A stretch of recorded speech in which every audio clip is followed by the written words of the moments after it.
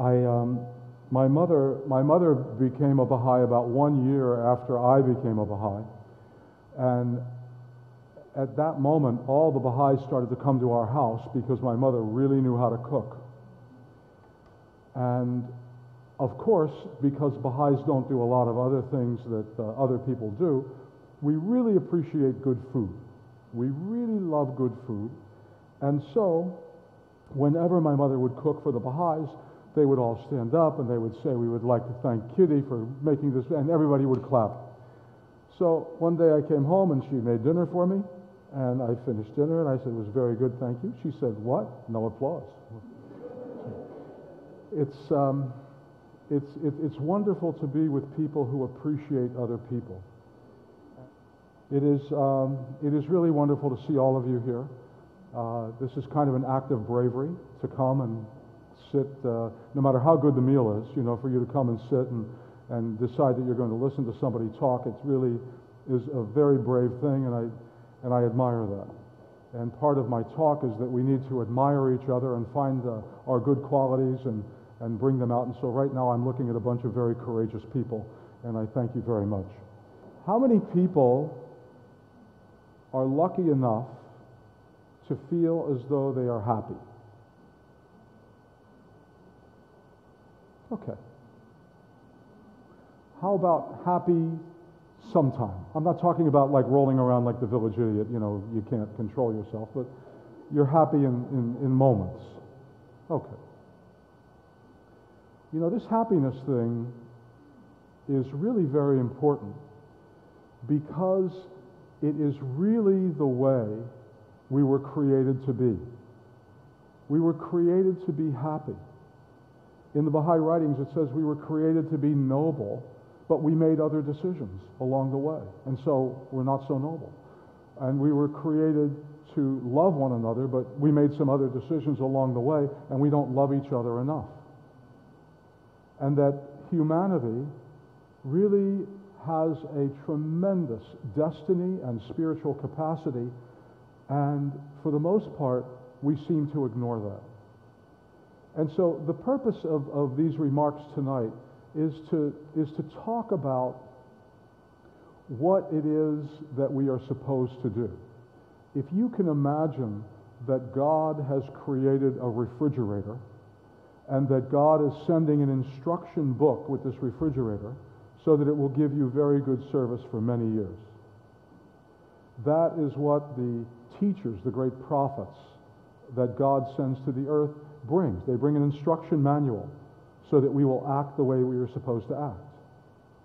And if we will continue to follow that instruction manual, things will go much better than if we make it up as we go along, or we follow our own crazy ideas, or we actually end up encountering some evil things that can really lead us astray and cause a lot of difficulty.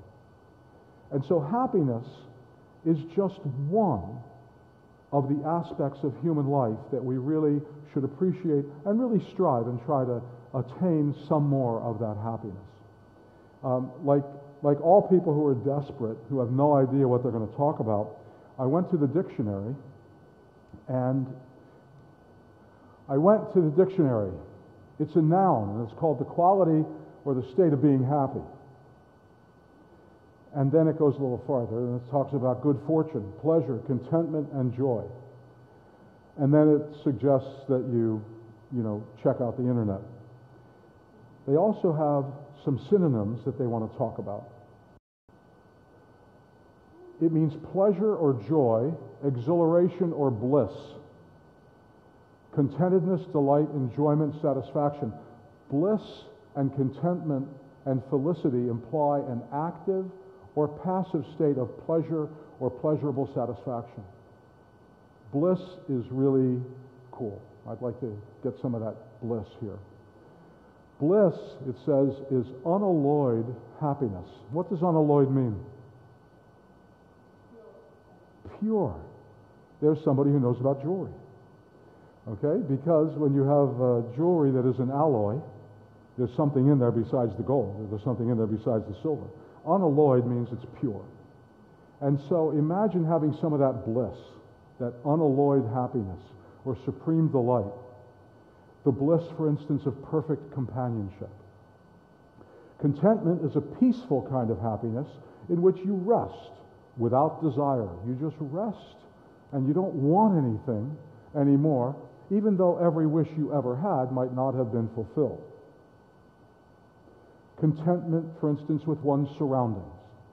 Like, I really would like to paint that wall, or I really would like to move that couch. I'm reading my wife's mind. I really would like to change all the curtains. I really would like this new floor. But I'm happy sitting here in this dump with a foot of snow in my driveway that Bob is not shoveling, which is good luck for Bob, believe me.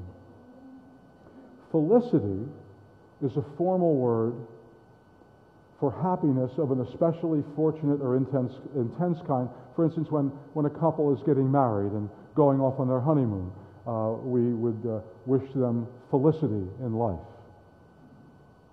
that they will have that kind of intense or wonderful happiness and joy. Happiness results from the possession or attainment of what considers good. For instance, the happiness of visiting one's family. Unless you have a family that it's better not to visit, that there's more felicity when you're not there.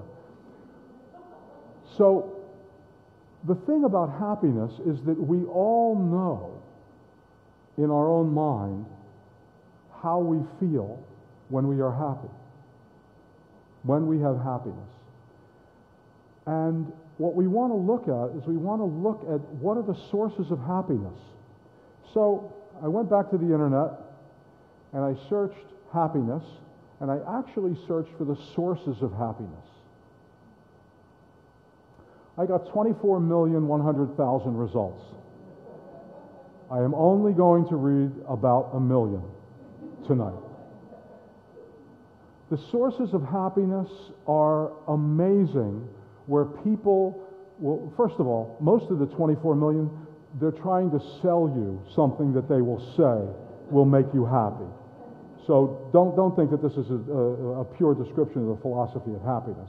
This is, you can be happy with this and be happy with that.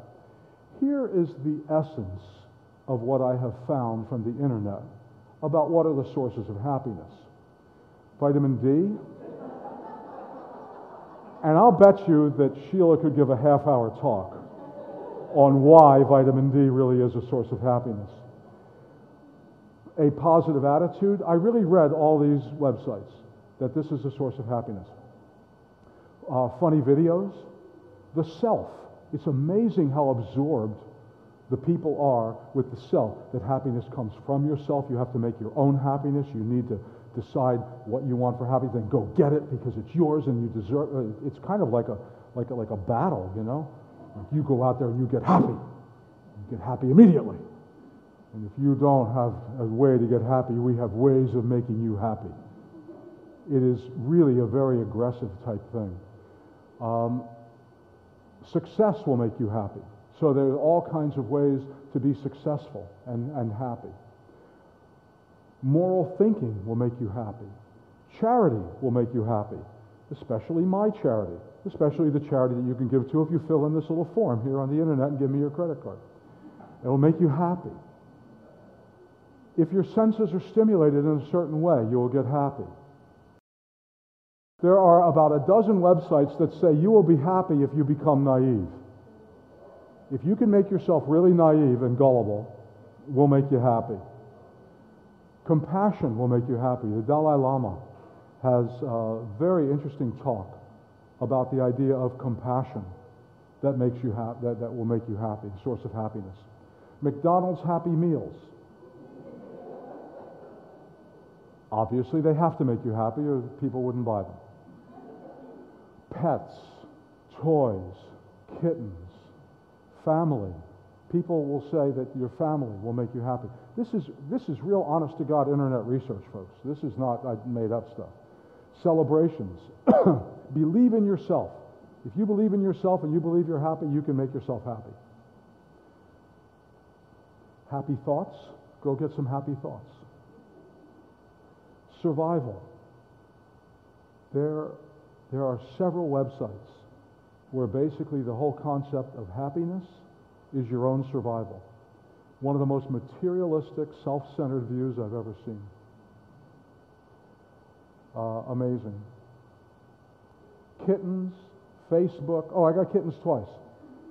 You know why? Because they're on several websites.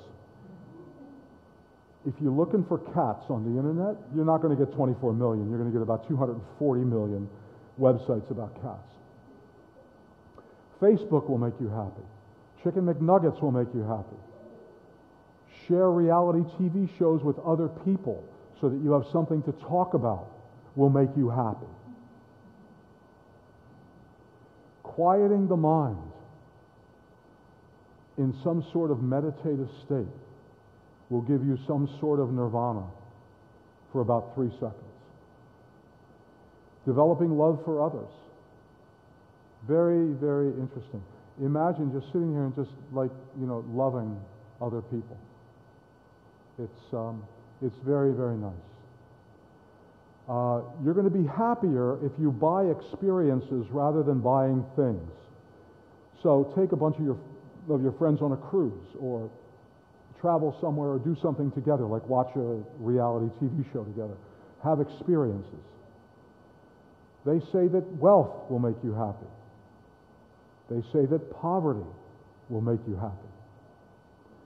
They say that tantric states will make you happy if you're in some kind of a higher state, feeling unified with all other people.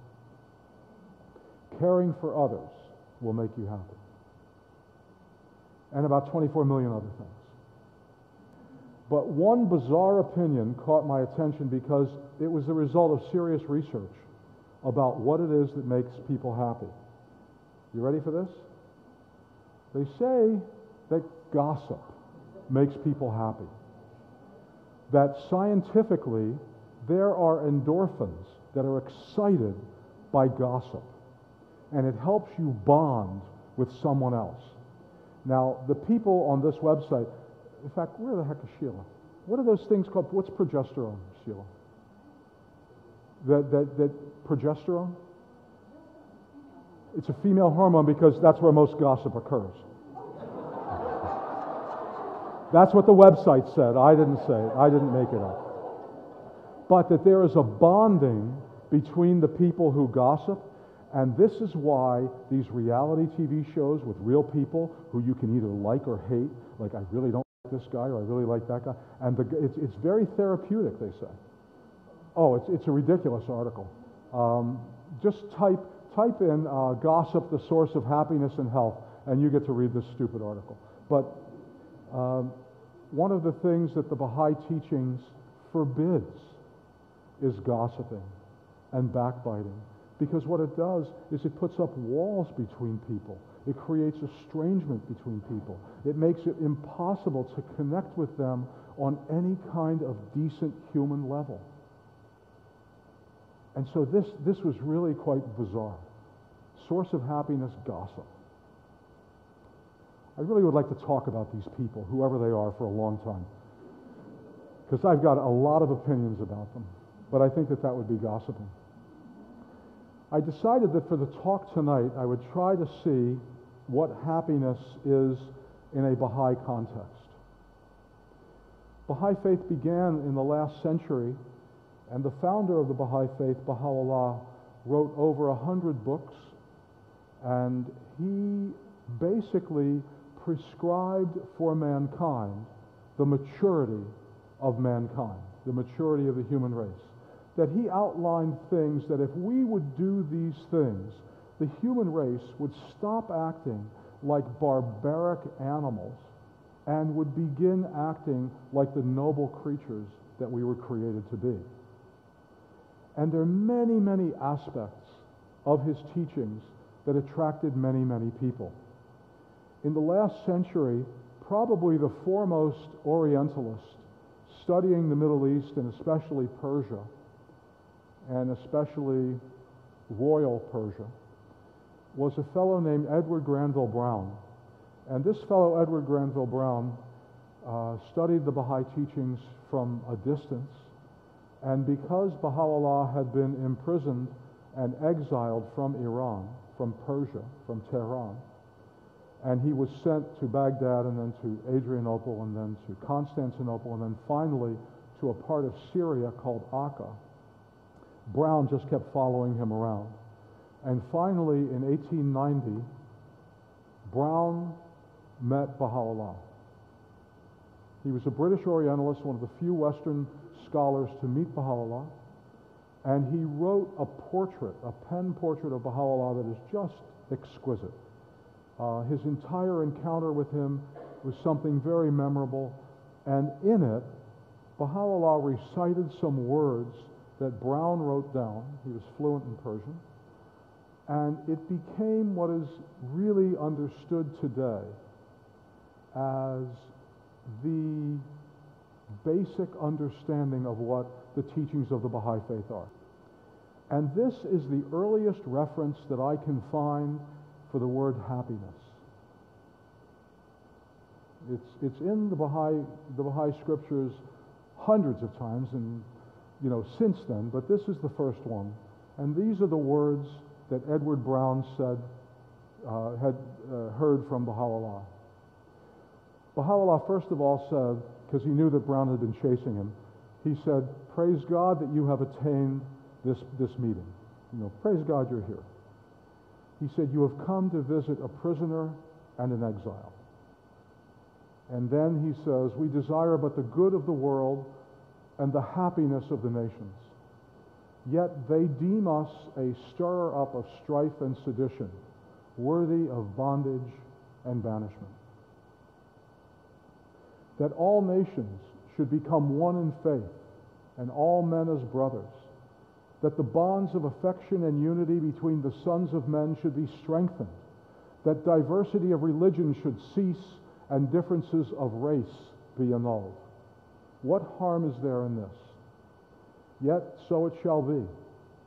These fruitless strifes, these ruinous wars shall pass away, and the most great peace shall come. Do not you in Europe need this also? Is not this that which Christ foretold? Yet do we see your kings and rulers lavishing their treasures more freely on the means for the destruction of the human race than on that which would conduce to the happiness of mankind. These strifes and this bloodshed and discord must cease, and all men be as one kindred and one family. Let not a man glory in this, that he loves his country. Let him rather glory in this, that he loves his kind." The concept of happiness is not the happiness of me. The concept in the Baha'i religion is the happiness of nations, the happiness of mankind, the happiness of others, and that I am supposed to be the instrument that delivers that happiness. I am supposed to be the means that brings happiness to other people in the world. And he has written prescriptions about how to do this, how the world can get better if we will simply rise to the station for which we were created. That one indeed is a man who today dedicateth himself to the service of the entire human race. This is the punchline here. The service of the entire human race. That is the ultimate source of happiness. Mark Twain's son heard him say that we are here to serve others. And Mark Twain's son said to Mark Twain, "Well, what are the others here for?" The great being saith, "Blessed and happy is he that ariseth to promote the best interests of the people and kindreds of the earth." Baha'i Faith says that if you want to be happy, arise and promote the best interests of other people and serve them. Happy the soul that shall forget his own good, and like the chosen ones of God, vie with his fellows in service for the good of all. The secret of happiness is the secret of giving. It's the secret of sacrificing yourself for some other person, for some greater cause, for something that is noble. Man is he who forgets his own interests for the sake of others. His own comfort he forfeits for the well-being of all. Nay, rather, his own life he must be willing to forfeit for the life of mankind. Such a man is the honor of the world of humanity.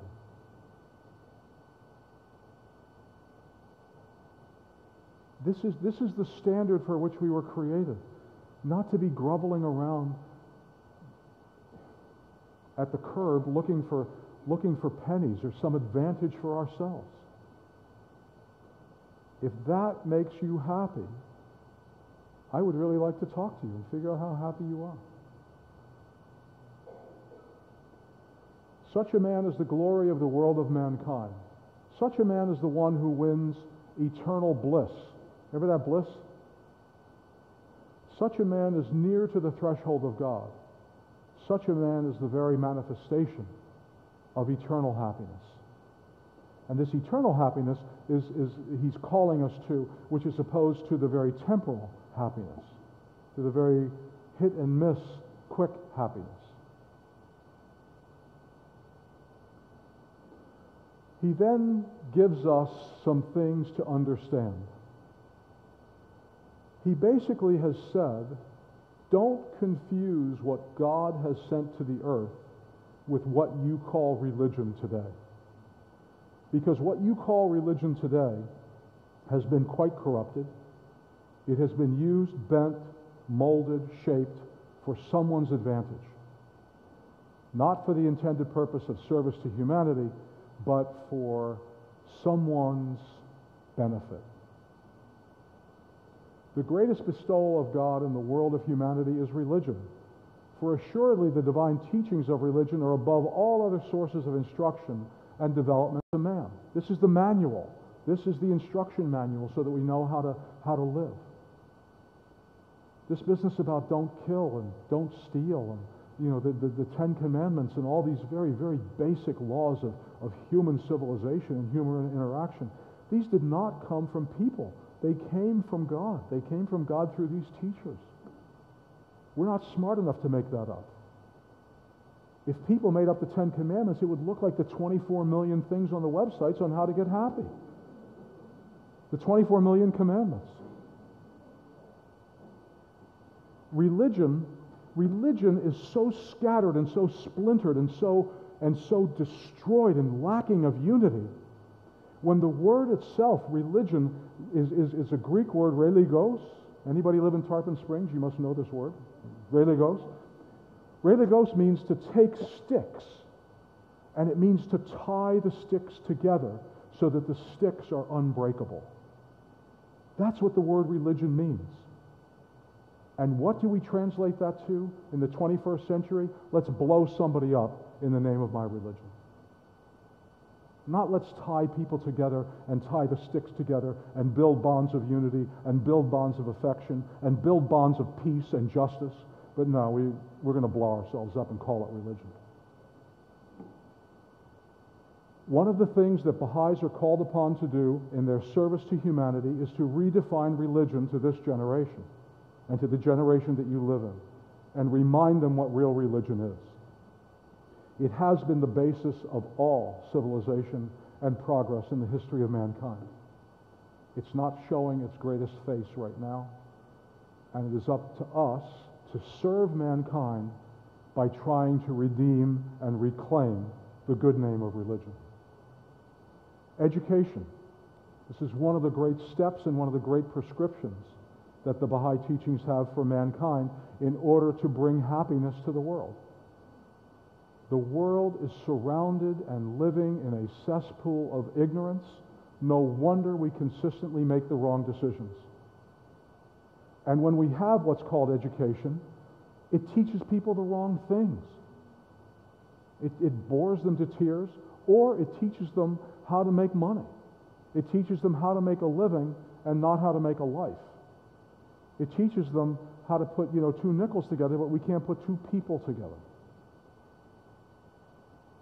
Education makes the ignorant wise, the tyrant just. It promotes happiness, it strengthens the mind, and it develops the will. And it makes fruitless trees of humanity. The people who are producing nothing for the benefit of humanity, it helps them to produce something that will help people. Education is a law of the Baha'i faith. You must educate your children.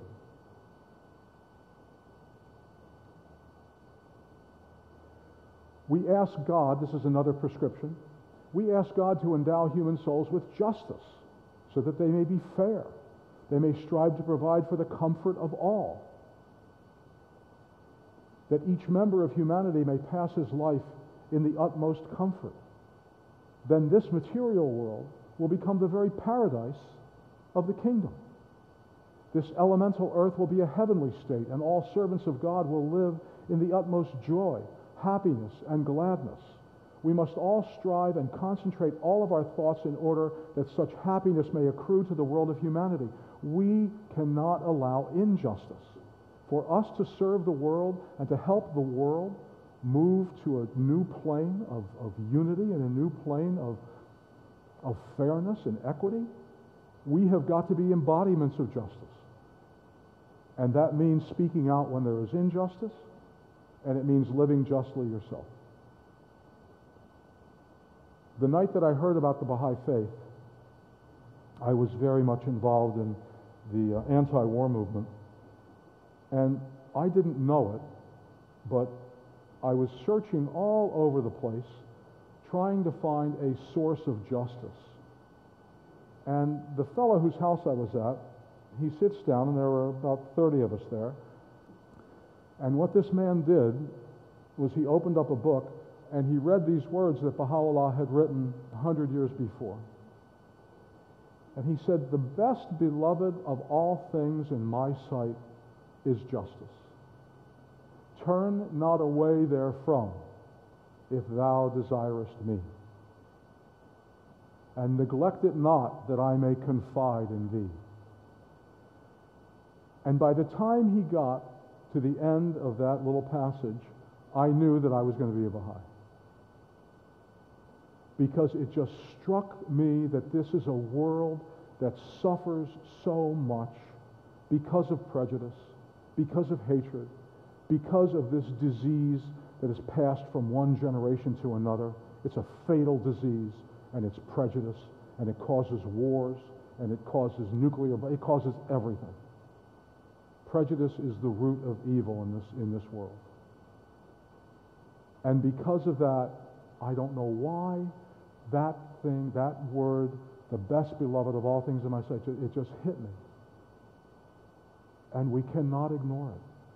We cannot let our children and their children live in a world like the world that we have today. The equality of men and women. This is another prescription. Imagine Baha'u'llah in 1870 sitting in Syria in a society dominated by men to the point where women were considered as cattle and below cattle. He says the equality of men and women, in the estimation of God, there is no distinction of sex. The one whose heart is most pure, whose deeds, and I want to talk about deeds here, and service in the cause of God, in God's business. If you're working in God's business, it's the purity of your heart and your deeds and your service that are greater and nobler, that person is more acceptable before the divine threshold, whether male or female. Why should man, who is endowed with a sense of justice and sensibilities of conscience, be willing that one of the members of the human family should be rated and considered as subordinate? This is 1870. Such differentiation is neither intelligent nor conscientious. Therefore, the principle of religion, that women must be given the privilege of equal education with man and full right to his prerogatives. That is to say, there must be no difference in the education of male and female, in order that womankind may develop equal capacity and importance with man in the social and economic equation. It's an absolute law of the Baha'i faith. And for us to serve mankind, we have to be out there fighting for this. We have to be out there calling people on the jokes they tell, the hiring practices they have, the way they treat people who are not men. And why is it important to do that? It is important to do that because it is just. It is important to do that because I have a daughter, and I really don't want my daughter treated in a way that would be shameful for the human family. And I don't want any of your daughters to be treated that way. But there is an overarching, more important reason. Once we have the equality of women and men, then the world will attain unity and harmony. In past ages, humanity has been defective and inefficient because it has been incomplete. War and its ravages, we're talking about war now, this is the subject that brought me into the Baha'i teachings. War and its ravages have blighted the world. The education of women will be a mighty step towards its abolition and ending, for she will use her whole influence against war. Woman rears the child and educates the youth to maturity. She will refuse to give her sons for sacrifice upon the field of battle. In truth, she will be the greatest factor in establishing universal peace and international arbitration. Assuredly, women will abolish warfare among mankind, inasmuch as human society consists of the two parts, the male and the female, each the complement of the other. The happiness and stability of humanity cannot be assured unless both are perfected. Therefore, the standard and status of man and women must become equalized. This is not something that we can rest about. This is not something that we can be passive about. This is not a convenient thing. It is very inconvenient. And when it comes to the equality of women and men, I am very proud that the Baha'i men I know are the ones who open their mouths and they speak on behalf of this. They don't wait for women to have to bring this up. And I am very honored to be among many, many men who are not afraid to speak out. I have a daughter and two sons, and believe me, those are three very, very ardent feminists, all of them. And it's a wonderful thing to see.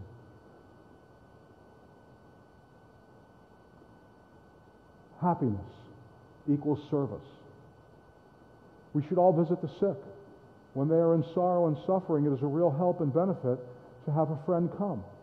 Happiness is a great healer to those who are ill. In the East, it is the custom to call upon the patient often and meet him individually. The people in the East show the utmost kindness and compassion to the sick and suffering. This has a greater effect than the remedy itself. You must always have this thought of love and affection when you visit the ailing and the afflicted. This is personal service. This is not something you can dial up a website and have them go visit your friend for you. This is a personal service to a personal person. This is the kind of standard that we have if you want to attain that kind of happiness. Humor, happiness, joy are characteristics of a true Baha'i life. True happiness and joy and humor that are parts of a balanced life that includes serious thought. It also includes compassion.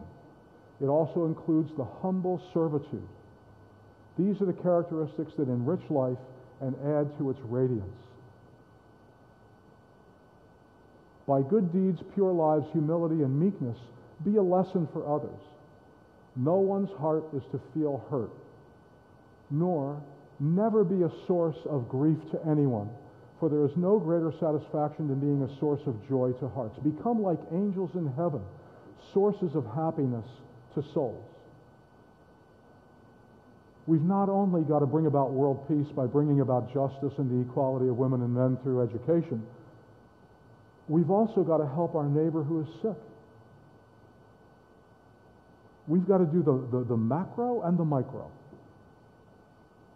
if we want to be happy, if we want to attain that kind of happiness. In Paris in 1911, and I'll bet you Gilbert's grandfather heard him give this talk.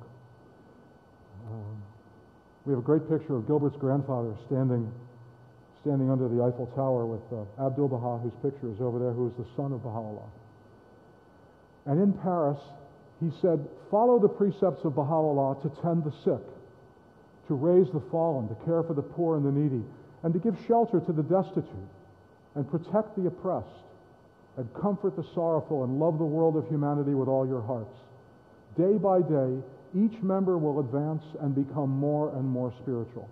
And then he laid out a half a dozen things for them to do, just in case they couldn't figure it out.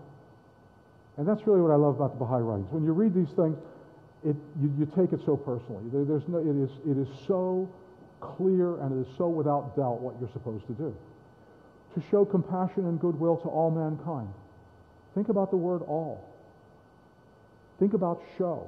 I can have compassion, but I've got to show it. I can have goodwill, but I've got to show it, which means I've got to do something. I've got to act. This is why compassion is great, but compassion is not acting. Compassion is not service.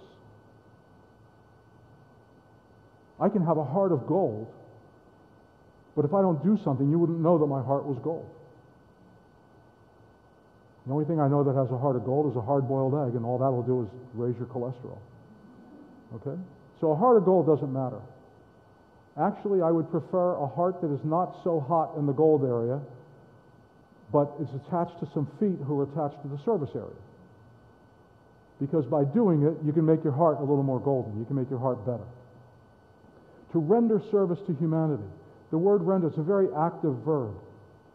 It's not to wish well for humanity, it's to render service to humanity.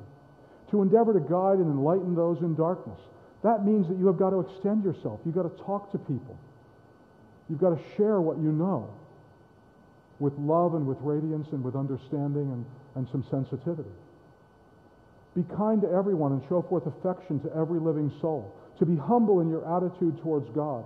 To be constant in prayer to Him, so as to grow daily nearer to God. To be so faithful and sincere in all your actions that every member, now he's talking to this group of Baha'is in Paris, he said that every member here will be known as embodying the qualities of honesty, love, faith, kindness, generosity, and courage. You're supposed to act this thing. You're not supposed to just believe this thing. If you're a Baha'i and you believe the teachings, that's wonderful. But it doesn't matter if you don't act. It doesn't matter if you're not engaged in the service of the human race. Briefly, all effort and exertion put forth by man from the fullness of his heart is worship. This is a very important point. Baha'is have prayers. Baha'is have holy writings. We have holy books. We have meditations. We have times when we are supposed to fast and pray and be in a quiet and meditative state. But not for very long. Because it is the effort and the exertion that comes from the fullness of your heart that is worship. For the first time, prayers are equated with service. We used to think that you worship God by getting down and lighting candles and bowing down and doing things in a building. And now, what the Baha'i teachings are telling the Baha'is is the way you worship God is you serve the people. You serve the people of God. If it is prompted by the highest motives and the will to do service to humanity, then it is worship. This is worship, to serve mankind and to minister to the needs of the people. Service is prayer. Service is prayer. Work performed in a spirit of service is worship.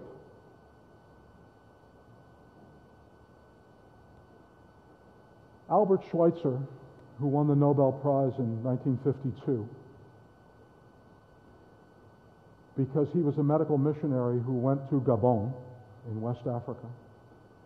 He went to Gabon in the 1930s and set up a hospital, and he did everything in that hospital, and I mean everything.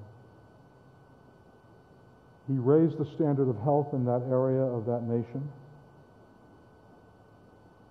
and he became a magnet for people wanting to do good in their lives.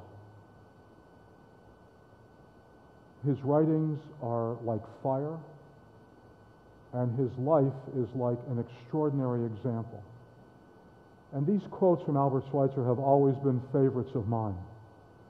Do something wonderful, he said, because people might imitate it. What a great reason to do something terrific, because somebody else might do it too. Do something for somebody every day for which you do not get paid. Life becomes harder for us when we live for others, but it also becomes richer and happier. This is for the man who was the only doctor within about a 300-mile radius. And this one here is one that I had on my dashboard on the visor of my car for many years, in an old car that ended up getting stolen by someone who did not go to Baha'i children's classes, where you learn all this stuff from about the age of like 1. The only ones among you who will be really happy are those who will have sought, found a way to serve. And so it really comes down to us, that we know ourselves, we know what we think makes us happy, and we know that service to humanity is what makes us ultimately human, it's what makes us ultimately noble, it's what makes us ultimately spiritual in the eyes of our Creator in this day. The days of idol worship are over. The first time I heard a Baha'i say that, I said, what do you mean the days of idol worship are over? He said, when Moses came, Moses said we have to stop worshiping idols, I-D-O-L. And when Baha'u'llah came, he said we have to stop idol worship, I-D-L-E, worship. Worship where we sit down on a chair and think that that's worship. That is not good enough anymore. We can't be worshiping idols, and we can't be worshiping idol. We have got to get up and get to work and show the people of the world what God has in mind for this world in this day. Bill, I'm going to flash a prayer up here, and I'm wondering if you would come on up here and read it out loud for us, okay?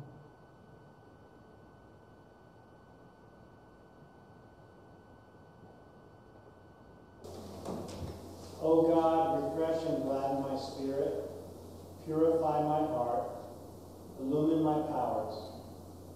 I lay all my affairs in thy hand. Thou art my guide and my refuge. I will no longer be sorrowful and grieved. I will be a happy and joyful being. O God, I will no longer be full of anxiety, nor will I let trouble harass me. I will not dwell on the unpleasant things of life. O God, thou art more friend to me than I am to myself. I dedicate myself to thee, O Lord.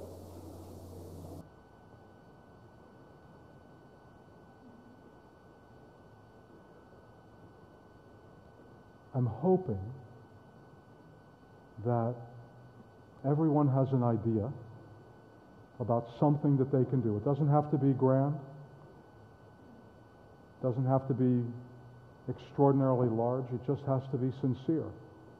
That we can do for each other. That we can touch someone's heart and help them. We can find someone in pain and take some of that pain away. We can find someone who is hurting and really, really help them look optimistically on tomorrow. I've talked way, way too much. What I'm hoping is that we will all go out here, finish up those cream puffs, which really deserve to be finished up. Don't leave 1 calorie in this Baha'i Center. Eat it all. And that while you're doing that, that you find someone to talk to, find someone to ask a question about this, because this is all very basic, simple Baha'i stuff. This is not the PhD stuff. But because it's simple, it doesn't mean that it's easy. Because it is simple, it means that it is hard. It means that it takes sacrifice. It takes a lot of work to decide that you are going to do your best to change the world. Thank you very much.